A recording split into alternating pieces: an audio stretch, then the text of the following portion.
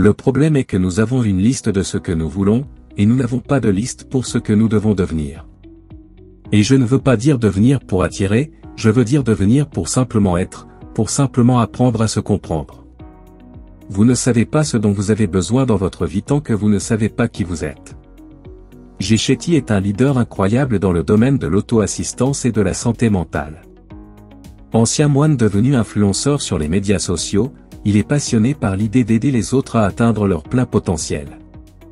Son mantra, penser, apprendre, grandir, est un rappel inspirant pour continuer à s'efforcer de réussir et de s'améliorer.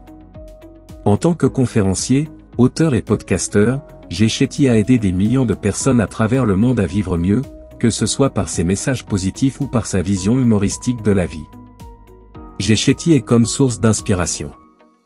Il est définitivement quelqu'un que vous devriez écouter et entendre, c'est son opinion. Pour moi, la première étape consiste à s'ouvrir à de nouvelles expériences et à de nouveaux modèles, car la plupart d'entre nous ne se reconnaissent pas entre les gens. Alors nous essayons de nous faire rentrer dans les cases que nous avons. Je ne suis pas ce que je pense être. Je ne suis pas ce que vous pensez que je suis. Je suis ce que je pense que tu penses que je suis. Nous vivons donc dans cette perception de nous-mêmes. Ainsi, mon identité est faite par ce que mes parents pensent que je devrais être. Mon identité est faite par ce que mon collège ou mon université pense que je devrais atteindre alors que vous vivez dans cette bulle et cette chambre d'écho, ce que vous voulez vraiment faire, c'est la GI. Parce que peut-être que ça ne colle pas. Et je pense que beaucoup de gens ont cette impression aujourd'hui qu'ils ne correspondent pas au système éducatif actuel.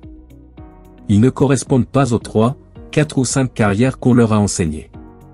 Donc ce processus d'exploration et d'actualisation de soi nécessite d'abord d'être exposé. Vous ne pouvez pas être ce que vous ne voyez pas. Si je n'avais jamais vu un moine, je n'aurais jamais voulu être moine. Si je n'avais jamais rencontré un milliardaire, je n'aurais jamais voulu l'être. Parce que je ne saurais pas ce que ça fait. Je ne sais pas à quoi ça ressemble. Je ne sais pas ce qu'il faut faire. Et je pense que c'est le plus grand défi de notre société, que nous ne sommes pas exposés.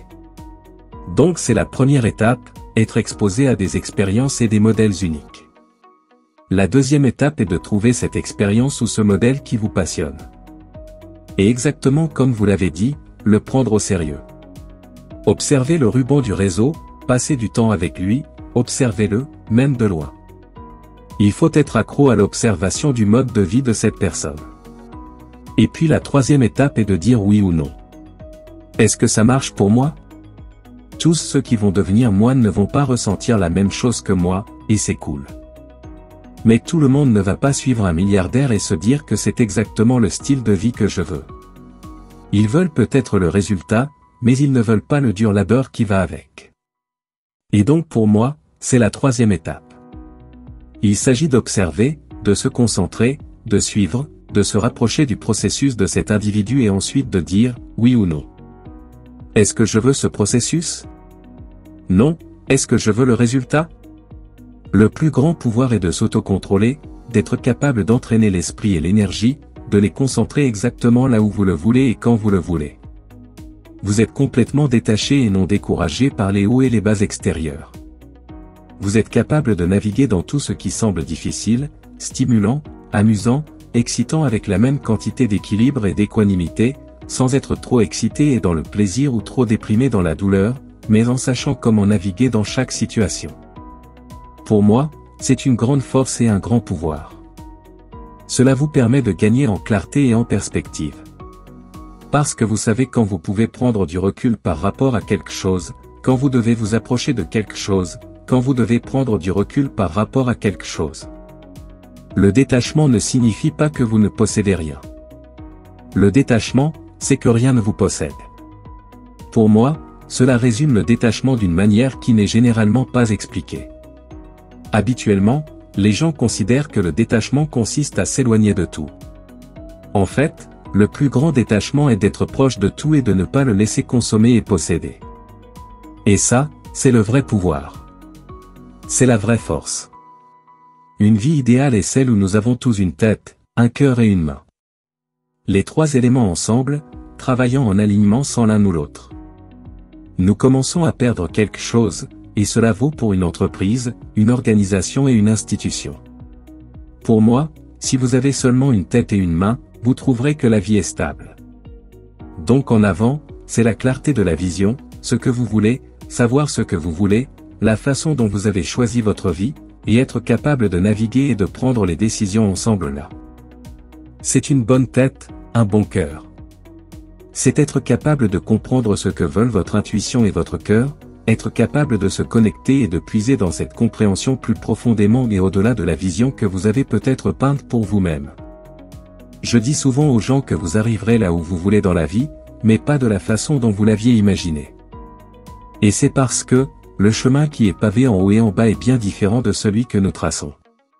Vous pouvez avoir une tête, une vision et une mission géniale et savoir où vous voulez aller, mais si votre cœur n'est pas capable de s'adapter, d'avoir de la compassion, de prendre soin de vous et tout ça, alors vous ne serez pas capable de prendre les décisions les plus difficiles sans votre cœur. Mais pour être capable de réaliser que nous devons prendre soin et être durable, il faut un cœur et une main. C'est ça. Vouloir transmettre ce que l'on a, vouloir le donner en avant, le payer en avant. L'idée de servir avec ce que vous avez. Je dis souvent aux gens, votre passion est pour vous. Votre but est pour les autres. Votre passion vous rend heureux. Mais quand vous utilisez votre passion pour faire une différence dans la vie de quelqu'un d'autre, c'est un service, c'est un but, et c'est la main. Ce sont donc mes 3 éléments d'un idéal. J'ai étudié les sciences du comportement à l'université, et j'ai toujours été fasciné par les raisons pour lesquelles les gens font ce qu'ils font. Et chaque fois que je lisais ces livres vieux de 5000 ans, ma plus grande fascination était de trouver un principe et de trouver sa pertinence dans la science moderne. Et je me suis dit, le jour où je ne pourrai pas le trouver, je n'y croirai plus. Donc je fais toujours ça et je suis prêt à arrêter. Si quelqu'un me montre un morceau de science et que je ne peux pas trouver un principe dans ces littératures anciennes ou en fait ce que j'aime appeler ces littératures intemporelles, alors j'abandonnerai ma foi parce que pour moi, elle doit aller de l'avant. Et je vais vous donner un exemple très simple. Aujourd'hui, nous sommes dans le mouvement de la gratitude. Il y en a des millions de revues sur la gratitude. Il y a 1 million d'études scientifiques sur la gratitude, et la gratitude a été liée à une meilleure santé mentale, une meilleure conscience de soi, de meilleures relations. Je veux dire, il y a tellement d'études scientifiques sur le niveau neurologique qui montrent que la gratitude est excellente pour votre esprit, votre cerveau et votre épanouissement. Maintenant, je regarde en arrière et ma gratitude est partout dans le temps, cette sagesse. Une des premières choses qu'on nous apprenait à faire quand on était moine était de présenter nos respects à la nature pour ce qu'elle nous donne. Et on le faisait très tôt le matin. Qu'est-ce que c'est? Si ce n'est de la gratitude. Quand on se réveille le matin, on remercie la terre pour la nourriture. Vous remerciez la terre pour l'eau. Vous remerciez la terre de vous permettre de marcher. Vous commencez votre journée avec de la gratitude. Aujourd'hui, le plus grand conseil sur Forbes est l'encre et tout est de commencer votre journée avec gratitude. Comme, d'où ça vient? C'est juste là. Ces choses sont vieilles. Donc je suis fasciné. Je suis intrigué par les parallèles et les modèles parce que ça vous sauve.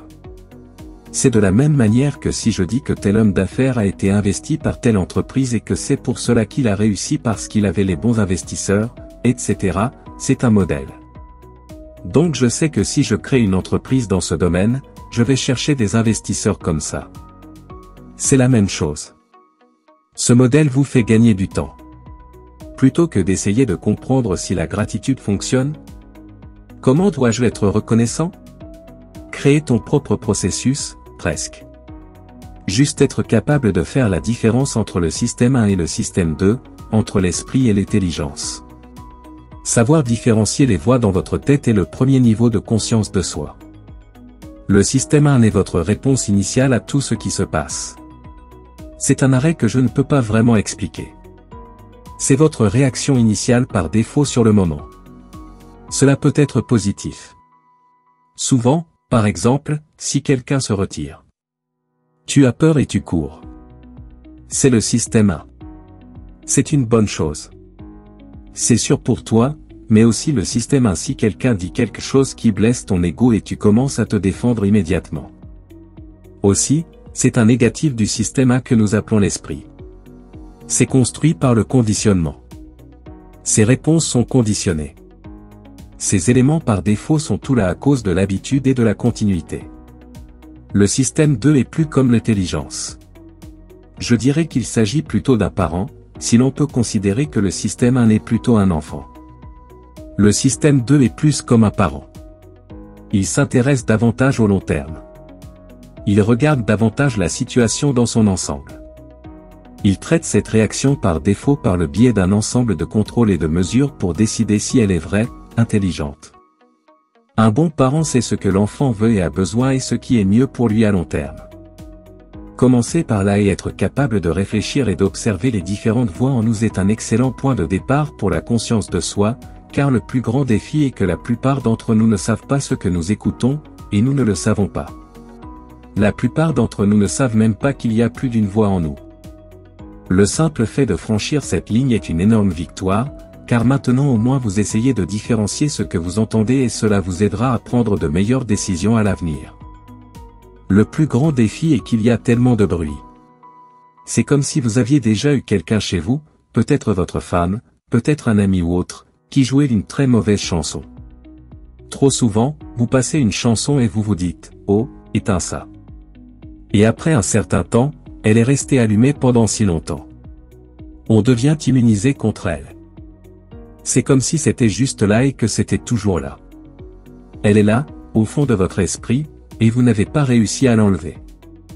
Ainsi, les bruits que j'ai décrits dans la vie, qu'il s'agisse des attentes de votre partenaire, de celles de vos parents ou de celles de la société, sont tout comme des bruits de fond.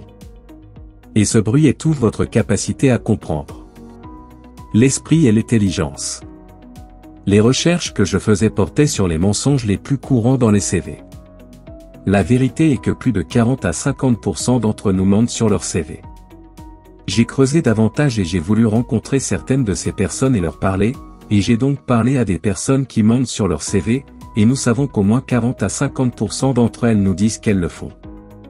Le fait est que personne n'en est fier. En fait, ce qui ressort, c'est que nous ne sommes pas sûrs de nos propres capacités. Nous n'avons pas confiance en ce que nous devons faire. Il s'agit d'un manque de conscience de soi, d'un manque de compréhension. Dans quel domaine suis-je bon ? Qu'est-ce qui me passionne ? Qu'est-ce que j'apporte à la table ? C'est ce qui inquiétait vraiment les gens. Ils s'inquiétaient pour le travail, mais quand vous creusez sous la surface, le véritable trait de comportement qui ressortait était l'insécurité et le manque de confiance en son potentiel. Cela en dit long sur le comportement humain et la nature humaine, le bruit extérieur nous pousse à vouloir rentrer dans un moule. Et cela nous empêche de faire la différence entre ce que dit mon esprit et ce que dit mon intelligence. Et ce qui se passe, c'est que le bruit devient votre voix. Donc ce bruit devient ce que vous pensez être ce que vous dites. Et la plupart des gens ne le réalisent que 10, 20 ou 30 ans plus tard. L'un des plus importants, et nous le disons tout le temps, mais il s'applique surtout à ce sujet, est de changer vos associations. Les gens vous laissent traîner. C'est comme changer de cercle, parce que si vous n'entendez que la même chose de ce cercle, la seule façon de l'éteindre sans avoir à faire des quantités massives de réflexion est de changer votre cercle où vous commencez à entendre. Nous finissons tous par trouver les choses que nous voulons entendre, n'est-ce pas ? Nous le savons. Donc pour moi, ces deux questions que j'ai dû me poser et qui ont vraiment changé ce que je fais, l'une de mes grandes questions est, quel conseil donnerais-je à mon cadet ? C'est énorme parce que je pense que ce sont les choses que nous regrettons. Ce sont les choses qu'on aimerait faire. Ce sont les choses qui ont été perdues dans le bruit. Quand vous demandez à quelqu'un, quel conseil donneriez-vous à votre jeune personne, la réponse numéro 1 est, j'aurais aimé étudier ceci. J'aurais aimé essayer ça. J'aurais voulu essayer ça. C'est toutes les choses que les gens n'ont pas fait. C'est toujours comme quelque chose qui aurait dû commencer ou qui n'a pas continué, et c'est vraiment puisé dans la mémoire de quelqu'un. C'est vrai. C'est vraiment puisé dans ce que quelqu'un veut vraiment faire. Alors comment trouver ma passion, mon modèle simple, qui est le modèle du Dharma. Dharma signifie aussi devoir éternel dans la tradition Beck. C'est très similaire à ce dont on parle aujourd'hui avec Ikigai, qui est une version japonaise de la raison d'être. Pourquoi vivons-nous? D'où vient le sens? Et il parle d'un croisement de 4 domaines. En quoi suis-je bon? Qu'est-ce que je fais? De quoi le monde a-t-il besoin et comment puis-je être payé pour ça? Pour moi, ces 4 éléments vous aident à débloquer votre passion. Quand vous trouvez le point d'intersection de ces 4 éléments, vous faites de votre passion, votre objectif. Vous déverrouillez votre passion, vous trouverez votre but.